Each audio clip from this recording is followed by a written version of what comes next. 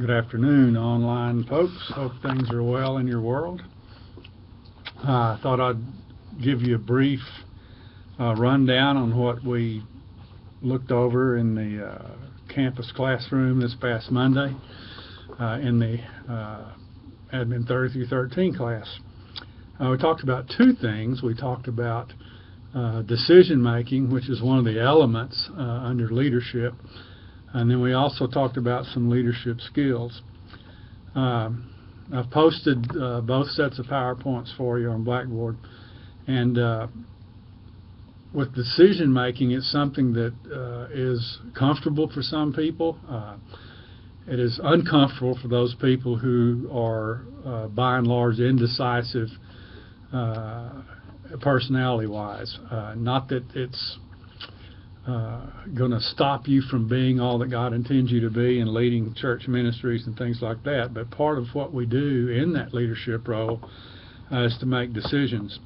Decisions are going to be a deliberate act that we proceed through, a series of reducing choices, if you will, and then stopping on one that is going to do the most for us and for our ministry before we decide to take that option.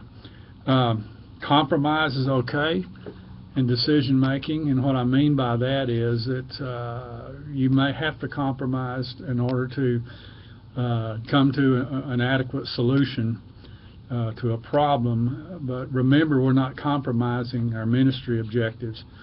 What we're compromising might be a way in which we're going to achieve those objectives. So compromise doesn't mean that we're recanting our faith or doing anything like that. Of course not, but we're, instead of plan A, we're going to move to plan B because it will affect the least amount of people negatively or so on and so forth. Like I said, decision making in hopefully as many instances as possible involves a reduction of the number of possible solutions. There are some things, however, to where there's only one option. And I use the all too familiar burning sanctuary circumstance where we don't have a committee meeting or, go through all the options. There is no option, and that's to make people safe and to get them out of the building. You want to come up with the greatest alternative, okay? And that is, which will have the most positive impact upon maintaining integrity of your ministry or in maintaining integrity of the church. A few questions that determine decision making. First of all is, what is the risk? We live in a society to where people are indecisive in many instances just because they're afraid of making a wrong decision, or if there are several options for a right decision, we're indecisive in choosing one of those for fear of not making the best decision. And so, but what is the risk involved here?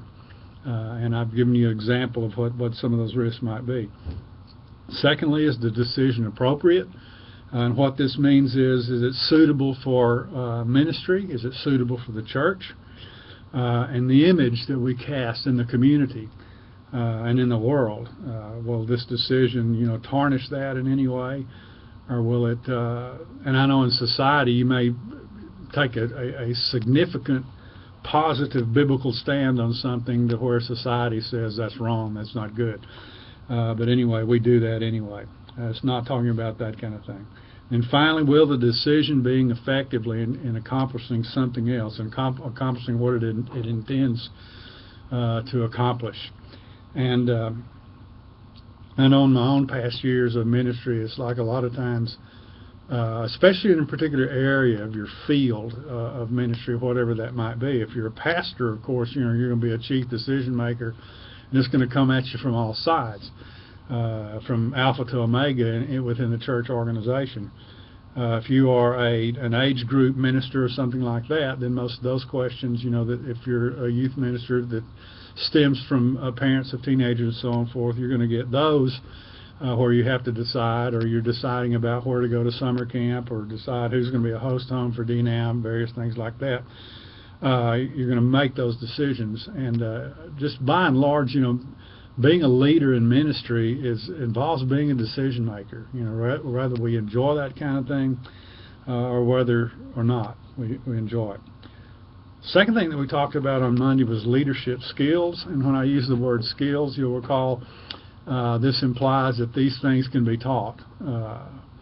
Someone can teach them to you. You can learn these skills. Matter of fact, you know, we get better as we move through our ministry tenure, our ministry profession through the years, getting better at a lot of these things. Bob Beal, who is a very prolific writer for Baldwin and Ullman, defines basically leadership as involving the who, the why, and the what. I mean the how, the why, and the what. Knowing what to do next, knowing how that's going to be done, and knowing why doing that is important. Basically, you know, are the three fingers, if you will, that provide a basis for Beal's definition. So it's what, why, and how. It's very important that we answer those questions when we're deciding. The chief common denominator in most leadership definitions, you'll recall, is the word influence. It is a leader's ability to influence people into action, influence people to follow, so on and so forth. Well, when it comes down to the what, the why, and the how, those things have got to precede influence. Because influence alone, you know, has no direction. It doesn't answer any questions, and so we need to have those set and be a foundational part of who we are as a leader before we're trying to influence people to move that direction, to engage energy toward that course of action, or to follow us as leader. And these are just a few skills, and I think they're important. That we learn how to manage these things, you know, if we're going to be a leader of people in ministry. And the first one is the management of fatigue. Research has shown that burnout in ministry occurs or begins. That seed is planted, you know, during seminary, where a lot of times a spouse will, you know, say farewell to the other for a certain amount of time in order to immerse themselves in reading and writing and study and so on and so forth, thinking that when I graduate, everything's going to be smooth, everything's going to be good, you know, we're good to go, and it'll get a lot easier, all to find out that it only becomes worse, and the demands on us and our skills and gifts and abilities are even more so than they were in seminary. So learning to manage fatigue is vitally important. A student of mine recently went and interviewed with the church, and there was one of those meet in the middle places. I may have told you this story already, but it is apropos here. And the pastor of that congregation was part of this meeting, and he asked the student if he had any reservations about working 60 to 80 hours a week, because that was the typical schedule for their staff. And in the back of the student's mind, you know, the words, the interview's over, you know, came to being, although he was polite and went ahead and finished the meeting that they had called. We can't run like that, physically, emotionally, mentally, spiritually. We just can't operate that way. And so fatigue is going to be part of ministry, and one needs to learn to manage that as a skill that is learned. And watch the people that are successful in ministry and why they're not in the office. They're usually doing something to offset in order to balance, you know, these areas of their life.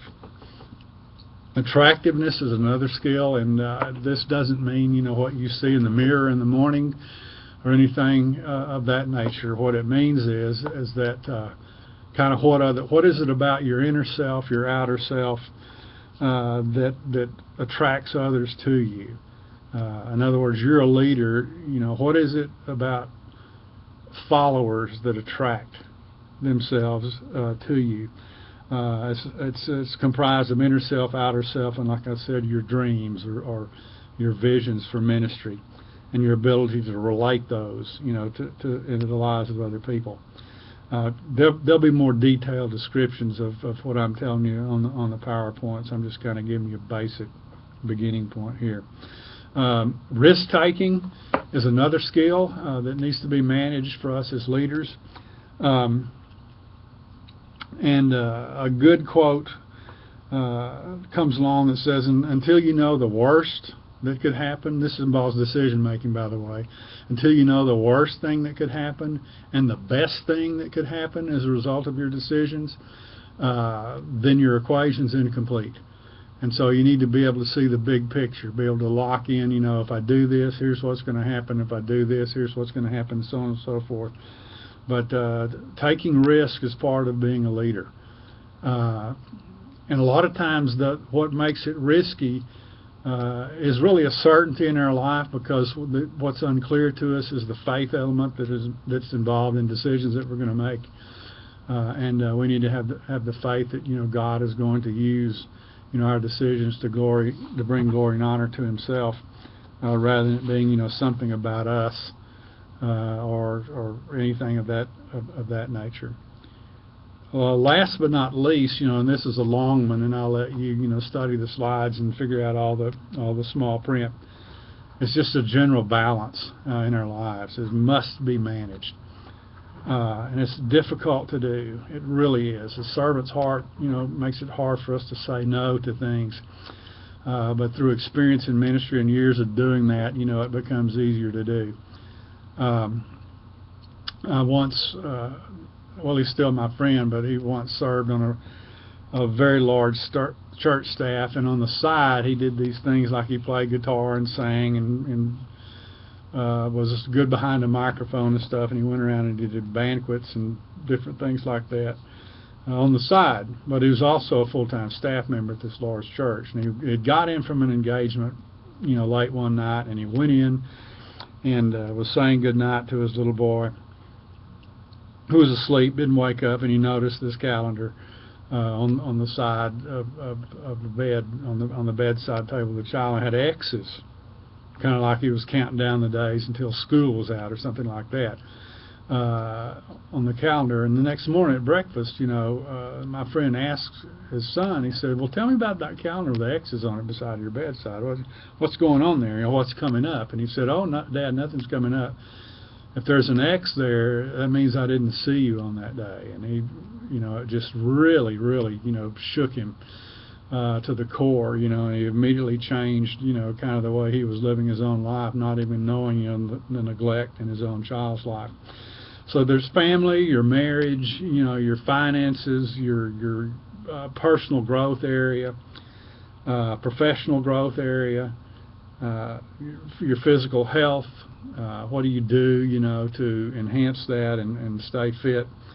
Your social balance, in other words, your relationships, you know, outside of your spouse and family, you know, are they there, are they healthy, are they supporting of you? And then certainly last not least, but your spiritual balance. And take special note of the questions that are on the PowerPoints where it comes to these in this balance section concerning the developing and maintaining balance in your life. Probably if any of these things, this is just my opinion, but if any of these skills, you know, that are important, it's this skill of balance, because, you know, and the scales are constantly doing this. All right, you know, ministry is weighting us down and taking up all of our time. And what we tend to do is just, okay, we're not doing any ministry anymore. We're going to spend the next week with our family. And whoosh, you know, here it goes. And to offset what's going on, it takes, you know, great patience. It takes great perseverance. It takes a great skill development in balancing your life, you know, so that ministry and all other areas of your life will be the most effective that it can be. I hope this helps you get a grasp kind of on what we talked about, and I hope that this video loads and is saved. Last week I had difficulty with YouTube doing that. So as always, if you got any questions, let me know. I'll put a reading assignment on Blackboard for you under course content, and as well as opening up a discussion board for you with the content that we've gone over today. I hope you're doing well.